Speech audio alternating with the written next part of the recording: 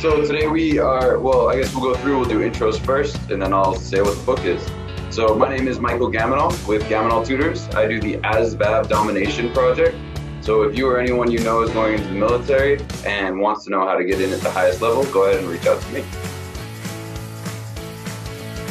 Fantastic. Great. Go ahead, Mom, do you want to do your pitch? Okay, so I am Paula Williams with ABCI, and ABCI's mission is to help aviation companies sell more of their products and services so that they can keep the industry going and so that they can keep people flying around, which is really important, especially now. And our latest project is our aviation sales course, which we just started this month, and it seems to be going really, really well. So I'm really pleased with that. Nice. Go ahead, David. Okay. My name is Dave Pearl. I'm an aviation writer. If you need something in writing to support your business in whatever form, I can write it for you. I like to think that I can, my words can give wings to your ideas. You can reach me at, this isn't active yet, but it soon will be, I'm at theflywriter.com. Excellent. Sweet. Wings to words, I like it. Yeah, that's very good. You've done a lot of work on that since we talked last. Yes, well, I mean, that's the whole point of this. Thinking about it is one thing. I'm trying to go more to the action side now. I've thought about this stuff probably for years. And so now it's time to put some action behind it. Right. Oh, yeah. Understood. So today we are discussing the No, it's a long title, like Dan Kennedy likes to do, but it is No BS Guide to Brand Building by Direct Response, the ultimate no-holds-barred plan to creating and profiting from a powerful brand without buying it, by Dan S. Kennedy. So generally speaking, this book is exactly what it says it's about. It's about building and profiting from a powerful brand that you did not pay for.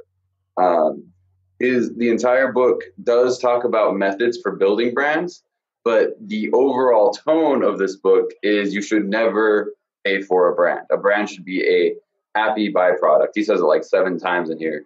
Your brand should be a happy byproduct of your products and your marketing and your sales and whatever you do. Your brand kind of comes from that. You don't pay $1 million for the Nike swoosh. The Nike swoosh is seen everywhere, and then it's used as a marketing campaign. It's that kind of idea that you're not paying designers and pretty words and things like that. You're actually releasing and producing some amazing things which make people associate your brand with positive benefits. Or at least that's the way I saw it. We can do a quick round seeing if anybody has any other thoughts about the overall theme of this book? Mickey, I thought you captured it quite well there. As I read through it, and I have to acknowledge that I've only got about halfway through it up till now, but I figure I got the gist of it early on. I haven't gotten to the final part, but I really like the idea that it's walk your talk first. Establish some credibility with either the service you're providing or the product that you're distributing, whatever that is.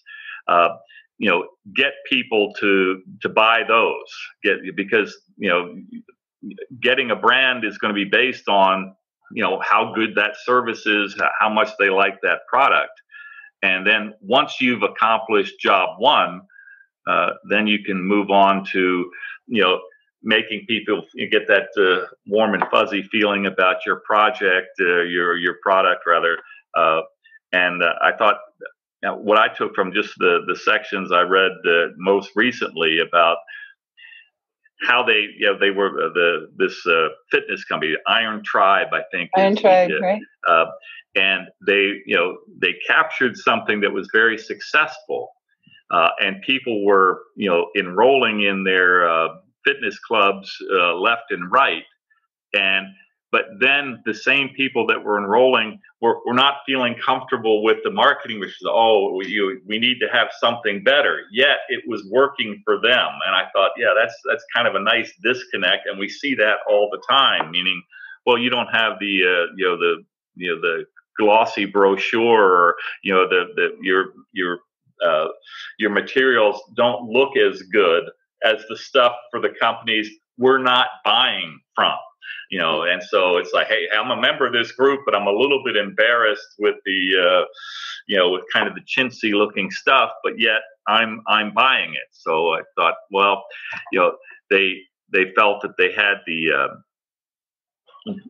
they had the customers coming in, and when they reached a stage where it was more, hey, let's make them happy, then it was almost a nice problem to have, that they've already got the people in the door. Let's give them something that they want. Yeah, so if I remember correctly, the statement behind that is buyers are liars, right? Which means that like they want to be talked to in a certain way, but then when they continue to get that kind of marketing material, like, this works, they're like, why is this guy appealing so much to, hey, this works? Why doesn't he just rely on his brand? Because I believe in it so much. And it's like, well, he's saying, hey, this works over and over again, because that's what got you in the door. That's the reason that they do this.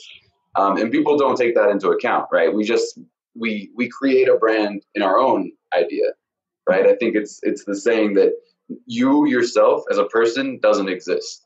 Everyone who interacts with you creates their own version of you. So Dave, I know A, B, and C about you, but I don't know the comprehensive who you are. So, and no one does except for you. And it's the same thing with your brand. As people learn A, B, and C about your brand, they get their own ideas of what D, E, and F are. And as soon as and then they go back and look at A, B, and C, and they're like, this doesn't line up with D, E, and F. And then they get all upset. Right. I think the tribe in the book ended up doing like a dual marketing scheme, a front end and a back end. Right. And that was a concept that, I guess, looking at it from my perspective, this is all so new to me. I'm thinking, marketing, sales, and so forth. But, I think we have to recognize, even as individuals like myself, that we've got a brand, whatever it is, maybe we're not used to calling it that, but, people have a perception of us as, are we good at what we do? Can we be trusted? Do we have integrity? Those types of things are all part of a service brand, I think. And we have to be mindful of that. As we go out into the world, we can't represent that we are something that we're not, or that we're going to produce something that we can't, deliver something on a schedule that we can't meet. All those types of things, I think we have to be mindful of. That's part of the brand. That's not what we're selling. We're selling, at least I'd be selling, hey, do you want me to write an email campaign for you? Do you want me to do a newsletter? Some specific thing like that. But attached to the promise to write an email is those other things, which I think all constitute part of the brand. Right. We sell a brand refresh product, ABCI does, but we won't sell it to a startup. And, the reason for that is because if you don't have any customers that I can talk to, I have no idea what your brand is or should be, and I can't talk to you about, what your intentions are and everything else, because it's all just words, up until the point where you've had some delivery and you've had some success and you've had some experiences with customers. If your brand is your sum total of customers' opinions of you, then there is no brand until you've been in business for some amount of time. And, we're not Coke or Pepsi or Nike, so we can't afford to be spending money on something that doesn't exist. And, if it doesn't exist, we're not going to make it up for you. I think there's something dishonest about doing that. But I do think, when we do a brand refresh for people, the process is basically we interview your customers and we look at your materials and things like that. And we say, do these line up? And so for Iron Tribe Fitness, if we were to do a brand refresh for them, we'd say, you know what? People love you because you are no frills. People love you because of the benefits that they get out of this, we focus on the customer stories and forget the glossy brochures. It's basically all about getting people into, some kind of a challenge. I think Iron Tribe Fitness would have been much better off doing maybe a fitness weekend or something like that, following Mickey's, business model, doing a challenge first and then giving people a taste of this is what you get when you work with us, as opposed to having a beautiful logo and beautiful brochures and beautiful documents and things like that. Because I think people are almost suspicious when things are too glossy or too perfect because it looks like you bought your brand. So, yeah, even though you can buy a brand refresh from us, you can't buy a brand from us. Right. Well, I mean, I just like the idea of the book is very upfront. Is do the work first. Is that and the work, it's going to be different for all of us, but the work for me is to get people that want me to write for them. So that's where the rubber kind of hits the road. And I'm reminded of, I don't know if it was a joke or just something that Steve Martin mentioned. He said he was going to write a book, 10 easy steps to take to turn $1 million into $10 million. And step one, earn $1 million. Right. So that's what I kind of say is that all this other stuff, sounds really great, but until I have that first million, until I have that those first 10 clients or whatever it is that we're talking about in the sales course, none of the other stuff matters until you've done that. Then you've got something to build with. You don't have a foundation. You don't start decorating the roof until you've got the foundation, the basement in, right? So I think there's a tendency for us to get caught up in the I don't know if it's the frivolous or with the window dressing, and we don't stay focused on the important stuff. And I think that message was very clear in this book. Well, yeah. I mean, what do you do when you're a kid who learns how to play guitar? You imagine being a rock star, right? You don't imagine, practicing because that's not like what you're going to imagine. And you don't imagine playing small shows. You imagine, opening for Kiss or something crazy like that, right? You imagine like these extreme ideas. And I think with our businesses, it's the same idea. It's the same thing where, I want to have this big, huge truck that's totally wrapped in marketing material so that people see that while going down the road and they're like, wow, Gamonal tutors, I need to go talk to that guy. But that's glossy finish, right? That's not teaching anybody anything. That's not providing value for any of my clients. It's not doing anything. So as nice as it is to think about and aspire to and like put up on the wall as a one-day thing, it's not going to be the first step. It can't be the first. Because if it were the first step, they'll call me and I'll say, hey, I'll say, hi, I want tutoring. And they'll be like, right on. Like, I won't know what I'm doing. If I don't have any background information on what I do for a living, you can't build that kind of brand. And the reason that Nike and Southwest and all these people have those things is they've established this brand over many years, and people have been buying it for many years. And the thing is Nike's died. That's the other thing that people forget is like big companies. And he mentions it in here is like Kodak. Kodak. Kodak was that was one of his main ones. It sounds like you remember that one. You want to go into that a little bit? Well, what I remember about, because I've got a few years on you, but they were, ubiquitous everywhere. You got a Kodak camera, they're Kodak film, and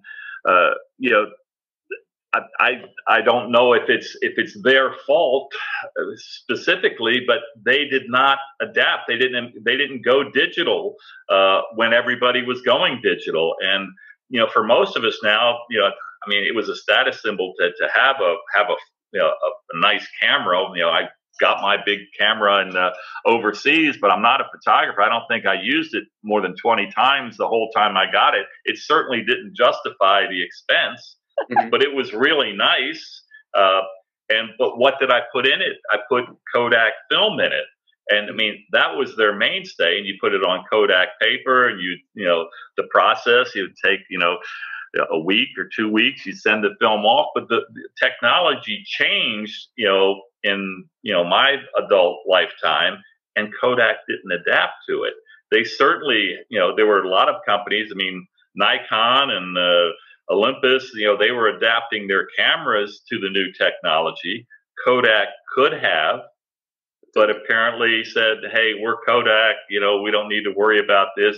This will never change." Mm-hmm. And because they didn't adapt, they're an afterthought now. And Dan would argue that it's 100% their fault, because nobody's going to look out for their brand but them. That's like, it's nobody's responsibility to keep Kodak alive except for Kodak. So if they missed that kind of thing, there could have been an argument for it, back in the day. Like, no, we need to stick to film. Like, even in this book, there's a dance with the girl or the guy that brought you to the dance. Like, he talks about using direct sales marketing, and then as soon as you start getting big for your britches, you're going to want to go find, outsource your marketing, outsource your branding, all that. And he's like, don't forget about direct response marketing, because it's what, in his opinion, is going to bring anyone success. Right. And what I actually really like about one of the points that he makes that I really like from the book is that long-term strategy. You start with almost no branding. So you lead with your offer. Here's what I can do for you, because nobody cares who you are until they know what you can do for them. So you lead with your offer, and then you start sneaking in your branding over time, so that if somebody's been doing business with ABCI for more than a year, I want their office to be covered in ABCI stuff. I want them to have binders, and I want them to have a bookshelf full of stuff, and I want them to have a coffee mug and, a leather binder with our logo on it and all of that stuff over the course of a couple of years of doing business with us. That way we become entrenched in their company, and they think of us whenever they think of, remember that great session we did with those guys, we need to get back to that thought, so that our branding has some substance behind it, but they're constantly reminded of it. So there is a place for the visual branding, but it's not up front. You don't lead with it. You lead with the offer. Yep. Yeah. And what I'm thinking about is, Paula, with your clients, they're in a diverse, you're not just dealing with the aircraft brokers, and you're not just dealing with you got flight schools and all these other types of things. Mm-hmm. And I think, how do you translate this? I don't say it's not amorphous, but it's kind of a big idea thing down to the level where writers and people involved in the maintenance facilities and so forth, that they can stay focused on doing what they do to the point where they're going to have then they can shift more to brand renewal or brand refreshing or whatever that was brand refreshing, right? This was a term you used. Yeah. So, like, with your business, David, you may do someone's website. You may, do all the copywriting for their website or for a big, product launch or something like that. But then they may not need you for another 6 months or something along those lines. So in that meantime, they may have people come and go and, forget about you and see other people's advertising and other kinds of things. So, after you've delivered a fantastic job for them, what I would do probably is send them a bunch of swag. So that they will have it on their desk. This way, you're not wasting your swag and just, throwing it around at a trade show or something like that. You're sending it to someone who has already invested in your work and had a great experience with you. That way, when somebody else comes to their office and sees it and says, you work with this guy, I need a copywriter, tell me about him. Or next time they need something done, and they have another product that needs to be launched or whatever, they see your stuff. They're getting your emails, they're getting, your logos coming across as a visual shorthand of the relationship that you had and the great time that you had together and the work that you did and the great results that you got for them. So that's the function of a brand. But, without that initial relationship, you're just doing the t-shirt cannon. Right. Yeah. Pennies into the ocean. Right. I think that's a really good point. I think, and the Iron Tribe section talks about that a lot, is you want to have evangelists. Yeah. For your brand. Yeah, guys get tattoos. Yeah, right. Yeah, right. One guy had the iron tribe tattoo. But yeah, so that's the thing, right? Like you want to have people who love what you do so much that they can't stop help themselves but shut up about it, to talk Right. about it. Because at the end of the day, I could send a Gamonal Tutors t-shirt to 50 recruiter offices, or I could send it to 5 students that I've had.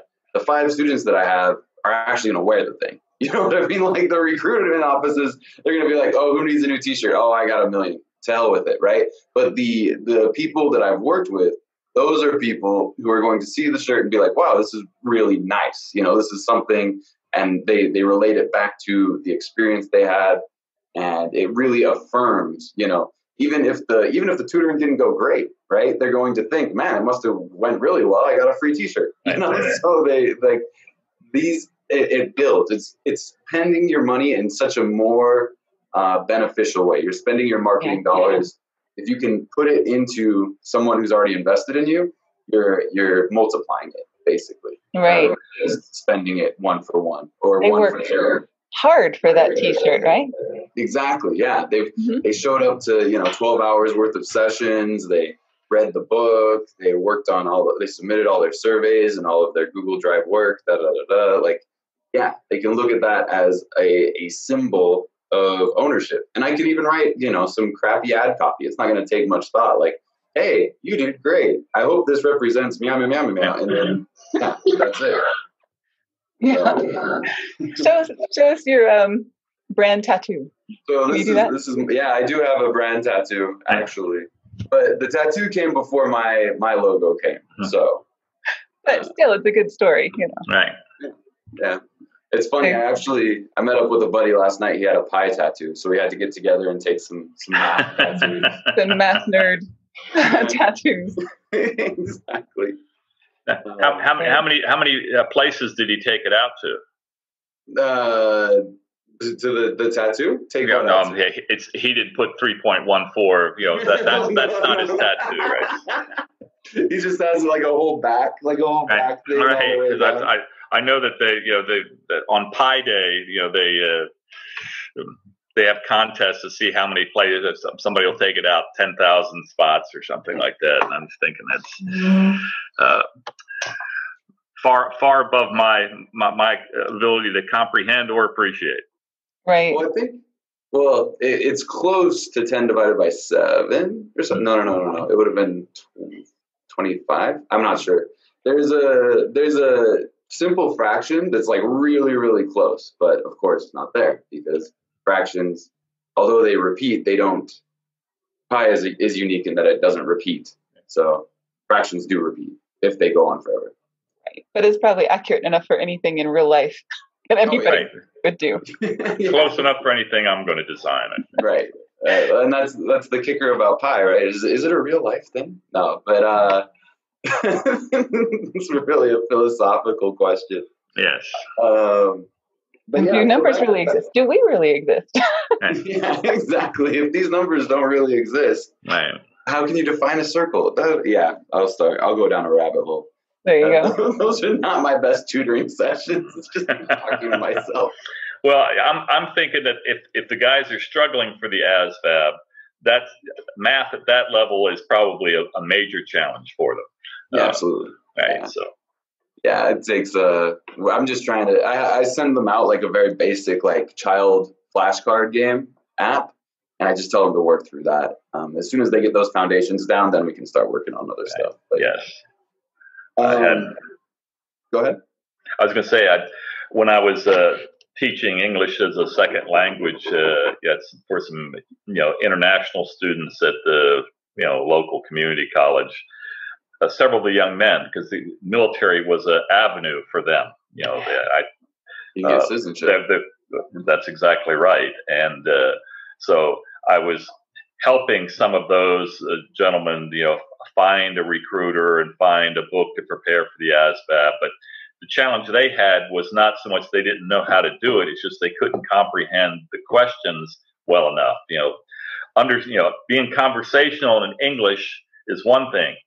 Mm-hmm. Being, understanding English well enough to answer questions on a test is quite something different. Your ability in English has to be much higher to focus on the academic side. So you can get by, go to the bank, go to the store, and so forth, and survive. Mm-hmm. But if someone asks you to write something of any length or to respond to a particular question, then that's a lot more difficult. And, for sure, that's a struggle, no doubt. Yeah. So a couple other things that I wanted to talk about the book specifically. He really harps on Iron Tribe. I don't know if you guys saw in the back of the book. There's even like a start franchising with us today. Yes, so, yes. It's a nice sales piece. Right? I love the hustle. I love the hustle in this book. And they are very straightforward. Like, this is a hustle. Like they're telling you, like, I'm trying to get you to buy more stuff. Yeah. At the end of the day, you have the choice anyway. So why not? Right. But yeah, so I wanted to mention Iron Tribe. He uses it for about everything. One thing that really stuck out to me was unique selling proposition and dynamic core story. And it's really just like a small part of a chapter. I think it's like no more than 5-10 pages. But I thought it was really good. The word unique, of course, meaning you separate yourself from everything else. So a unique selling proposition means that you probably pretty much sell something that nobody else sells. So you have to figure out what that is to kind of differentiate yourself. And I think that goes a long ways towards creating your brand, is what makes you special, right? Otherwise, you would just have a generic brand. So I thought that was good. And what was the other one? The DSP? Your dynamic. Like you know this a little better than me. Yeah, your dynamic story. So what is that one? I think you could write a book on these ones. You probably know these two pretty well. Yeah, well, this is the second time actually that we've done this book, that we've used this book in our. I think the last time was probably 4 or 5 years ago. So this is part of the reason that we built our lab, our marketing lab, was kind of modeled to begin with on Iron Tribe Fitness. If we were to put together some challenges and some companionship and some assistance and some camaraderie and other things, how would we do that for marketing the way that they do for fitness? And, so putting together the Facebook group and other things, kind of builds a collective story, that is common to a bunch of people. And it's also very, very helpful to people. And you'll notice, if you've been hanging out with any of our folks, a lot of them hang out with each other, at events or, and doing business and stuff like that. They found ways to, a lot of people that are on our podcast are also on Adam's podcast. A lot of people that, work with a broker also work with an appraiser. A lot of people that work with a web developer also work with a copywriter. So, all of those things are dynamic and collaborative, and we do not control any of that. So, part of that is just kind of getting out of the middle of that and not controlling what's going to happen with your tribe, and letting them be its own organism, letting it be its own organism. Right. And I recall the references in the marketing lab to the tribe. And right. I wonder if it was that before you read the book, or if because you read the book, you use that same idea of, a group of like-minded people working together to achieve a collaborative goal. Right. Prior to about 5 years ago, it was all very informal. We would introduce our customers to each other. We had our breakfast at NBAA, things like that, but we didn't have a Facebook group. We didn't do these, we did book discussions, but it was just John and me. We didn't include everybody else. So it was more of it was a lot less organic and a lot less organized, and we didn't have the infrastructure, and honestly, Facebook groups weren't very good 5 years ago. So, that wasn't a possibility. So, the technology's evolved and the group has evolved, and I couldn't be happier with the people in it. And, you get a couple of Davids and Jeremys and Benays and, other people like that are very, very sociable and helpful to each other. And everything goes in its own direction, which is fantastic. How does that relate to dynamic core story? So like that specific Core story. phrase. Right. Okay. Sorry. I got off base a little bit. Dynamic core story. So, what's changing, in your story, and our story became less about John and me and more about the tribe. So every other marketing company on the planet can build you a brochure, build you a website, build you, any of these things. But there is none other that can provide a group of aviation professionals who networks together to accomplish sales and marketing goals. So that's our dynamic core story. And the group is it. So that is the story, really. Wow. Because it's constantly changing. And the core of it, I guess, would be the aviation side, because that's more of the uniqueness that comes with it. Right. And we've completely lost control of it. So, if we get people in the group that, want to take this in the direction of UAVs, as an example, this is one thing that we've been thinking about. How is this going to change in the next 5, 10, 15 years? Will we consider that aviation? Yeah, I think we'll consider that aviation. And we would let the group evolve in that direction, but we're not going to push it, that way. We've done a couple of podcasts about UAVs. So that's, a dynamic component to the story, but the group controls the story. We don't control the story. Nice. Yeah. I like it. That keeps it dynamic too. That keeps it so that you're not too set. Right. Exactly. So that's our dynamic core story.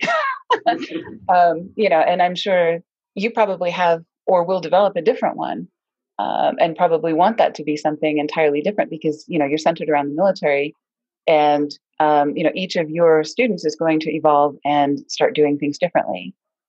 Right. Yeah. I think we're a storytelling species, Mm-hmm. In our DNA, probably until the last, relatively modern history anyway. I mean, the printing press really came around, was that 1100, 1200, somewhere around there, Gutenberg printing press. Right. But really until then, the only people that were writing were, very educated people. It wasn't even 1% of the population.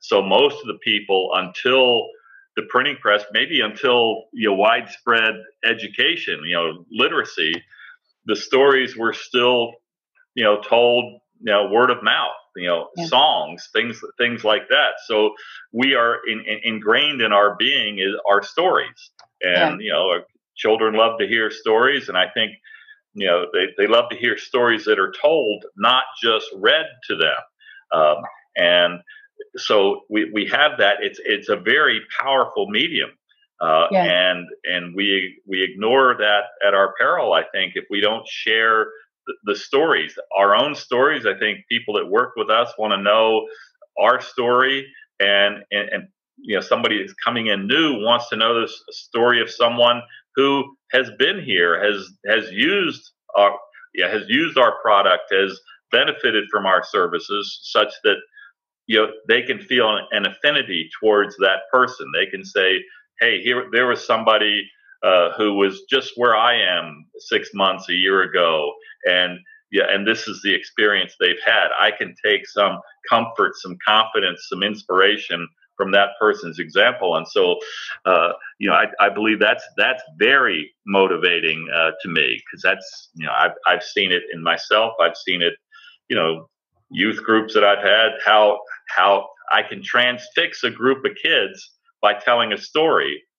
But the same group of kids, if I start saying, well, hey guys, this is what you need to do, I start instructing, they're gone. I've lost them right there. Mm-hmm. But they'll listen to a 5-minute story with rapt attention. Yep. You sound like a writer. You sound like you have some hidden agenda here. Well, yeah. No, that's his dynamic core story, is being able to tell stories and be able to keep people in rapt attention for 5 minutes at a time.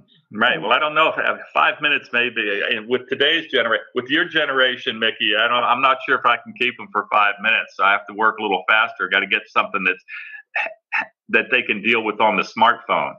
Well, that's the thing, right? Like, you got to get their attention first. But after that, I think as soon as you got them, I think we're even more committed than previous generations. And I think that's something that people overlook, is that, like our generation, sure, we're easily distracted because there's a million things going on all the time, right? Like that we have 7 different things that give us notification all day long.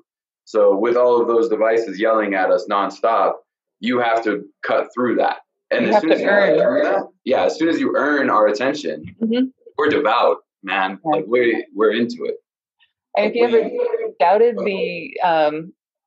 ever doubted the attention span of young people, look at Game of Thrones or look at some of these really, really long, involved series on Netflix that are really popular. People are watching, for entire weeks at a time.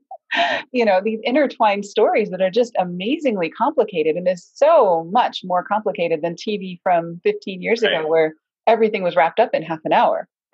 Well, and you see it in the gaming community. Like if you look at people who are into Twitch, or like watching people live stream their, Call of Duty or whatever. I've never really been into it myself, but these guys will sit and watch the same gamer play the same game for, 20 hours, 30 hours, whatever, like an obscene amount of time. And they're just playing the stupid, like they have the game right next to them, like they could play it themselves. But these guys are, they're into it. They love that storytelling component. And I think that that's something that is timeless and powerful. So Mickey, I think your dynamic story is, what's different about you from every other tutor is that you actually were in, you were wading through the creek at Fort Benning, not too long ago. And none of the other tutors have actually been there and done that. They're kind of classroom people. Whereas, these you can really show them how it applies and how that benefits them. Yeah, no, absolutely. And I agree. And I've been, we've been in talks about kind of updating my copy as far as my sales copy goes. But one of the mistakes that I make is because somebody said, oh, why should someone buy from you? Right. Because I was looking for feedback on my website. Somebody says, okay, I looked through this and I don't understand why I should buy from you. And I'm like, oh, well, and then I lay out all these reasons for why I'm the greatest thing on earth. Right. And then it's not about the customer anymore. So you really kind of got to strike a balance, and not necessarily a balance, but even find a synergy there where you should work with me because I'm the best for you, and like that's going to be what really propels the business. That's going to be what gets the conversions and all the hard numbers, the no BS numbers that I'm looking for. Right, because they don't care what you've done. They care about what you can do for them. I think that's a message that's hard for people with big egos like me to accept. That hey, I'm good. Look at me. Right. Well, you got these stories. You got the same thing I have, where you could be like, I was in the Navy. I was telling people not to crash and burn. I was saving lives, kicking ass, and like you get a platform to say that kind of thing, and you realize people might actually want to hear it, and then it's game over. Like, how are you ever going to talk about anybody else? What else could matter? There I was. There I was. And it's all about me. Right. Yeah. Right. And I think that's what happens to Nike too, or not Nike, but Kodak. We'll say Blockbuster. I mean, Blockbuster had the opportunity to buy Netflix. They mentioned that in the book. Blockbuster was given the chance to buy Netflix, and Netflix didn't start out as this badass streaming service. It started out sending DVDs in the mail. Right. Yeah. I belonged to Netflix back then. Oh, you're craziest idea ever. you were in it before it was cool. Oh yeah. I mean, I had to get out of it because it was too overwhelming to try to sift through all the lists of titles. And then you had to put them back in and mail them back. And so I did it for a couple of years, but I just said this. There's just too many movies out there. It was hard for me to stay on top of it. But yes, I remember those little red envelopes. So if Kodak had been all about their customers, they would have noticed the shift. If they hadn't gotten too egotistical about, this is who we are. Nobody cares who you are. They care who your customers are. So, being true to your customers is one thing. And if they went all artistic and said, well, we're only going to serve the film community, and had done that kind of a shift and started charging more for their products and being a niche artisan sort of deal, they may have survived that way. Or if they had gone digital, they may have survived that way. So they had two paths, two opportunities. and missed them both, There's always going to be, there's always more ways to classify your people, right? You can classify them into blue shoes and brown shoes, or purists and consumers, whatever you want to classify them to. And you can pivot your business in whichever direction. And I think that's something that the small businesses are really good at, because we have to be, right? Yeah. We don't have a choice. We have to go where the dollars are. But big businesses have the capital to make those huge mistakes and just say, no, I'm going to sit on this, even though everything's changing around me. I'm, gonna clutch my printing press and my film, going down with Fuji, and like, it's like, nobody can talk you out of that, because you have got a ton of success. If I was the CEO of Kodak and I was saying, no, we're going to do what's gotten us our success, nobody can say that I'm wrong. There's no one who can argue with that. And that's where things get, I would imagine, get sticky. But I'd love to be able to have the power to make that kind of mistake one day. Right. And I mean, like, David, if you had the history of like Bob Bly or something like that, it would be a lot harder for you to pivot, because he has built so much of a customer base over such a long time, and his customers now are wanting those long form emails and other kinds of things. So he would have a really hard time pivoting. You've got the opportunity to do anything you want. You can go after the old school customers. You can go after the new kids on the block. And it sounds like you're doing both with the chat venue, and also I know you've written some long form stuff for us. It's fantastic as well. So I mean, that's exciting for me. It's a little intimidating from the standpoint of, well, I'm much more comfortable, if you say just turn the computer off and start writing. I mean, that's the world I grew up in. The long form sales letter, once you kind of get the stuff that you're supposed to putting in, the writing part is not as challenging as the organizing and trying to cut it down. But what I find my biggest challenge is trying to operate these new platforms. It's I'll see this thing and say, yeah, I understand what it's supposed to do, but then manipulating it, and I'd rather just say, all right, well, yeah, I still want to go to the library. I still want to, that's the world that I grew up in. But the library is online. Yeah. And so, everything that I was taught about going, check your sources and stuff, I don't have as great a comfort level that the research that I do online is credible, is because I can't check the sources quite as easily. I can't vet the material. I'm still, in the back of my mind, this is just some guy saying this, as opposed to it's been proven through some sort of scientific process. So I have to overcome a lot of my reticence on that. And then just the facility of using the material. I'll press a button and it doesn't do exactly what I expected it to do. And then fighting off that sense of frustration that I have and saying, no, I can learn it. And gotta keep going. Right? I kind of feel like I'm back in some class back in college where I didn't know anything, and I'm not used to being the guy that doesn't know anything. I'm people have come to me for years for advice, and my kids and all that stuff, but I'm not the expert in a lot of this new stuff, and so it's a little bit of it's a humbling experience in some ways. Right. Well, and that's become part of, I think, everybody's dynamic story. Is right now everybody is in this shift. Because of COVID and because of everything else, everybody's had to shift the way that they do business, and that becomes part of your dynamic story. How did you handle it? How did you serve your people? How did they feel about it? Did you do the right thing, the wrong thing? Did you help? Did you hurt? Did you not respond? And I know both of you are in situations where you're having to do online stuff when you would have done classroom stuff, where you would have done in-person meetings and other things. So that's become part of your story, whether you want it to or not. Right. Well, I mean, I look at this whole situation, and I think out of you don't know if you've got a good sailboat until you've sailed it in a storm. Yeah. You don't know if you've got a good airplane until you've put it through, these flight tests. And so I kind of see what we're going through now is it's a test. Yes, it's intimidating, but I don't think anything good is to be obtained by just putting my head in a hole and worrying about how tough it is.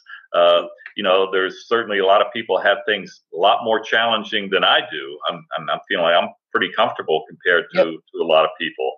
And there's plenty of people doing enough complaining for the rest of us. Right. And so I just like this mentality that movie a couple years ago. And in fact, Paula, this was a line of thought that I was taking on the thing that I did for you until I just looked. I said, I don't think I can be that strident about it. But if you remember the movie The Martian, and it's at the end, he kind of talks about how you deal with what might be an overwhelming problem. He says, at some point, when you're a space traveler, you're going to hit something that you think, hey, this could end me. This could be it. And I guess we could look at COVID and say, yeah, this could be it.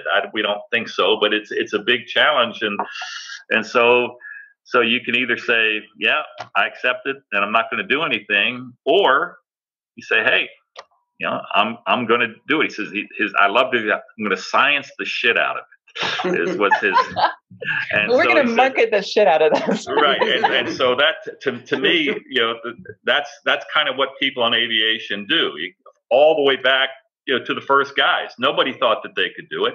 And so, Wilbur and Orville, they said, so they applied science to it. They started testing things out. There weren't wind tunnels, but they came up with it and they figured it out. And so, Matt's character in the movie kind of sums it up. He says you find a problem and you work it. And then you work another problem. And he said, if you solve enough problems, you get to come home. And that's kind of the way I see what we're doing here. It's just, there's a way to do it.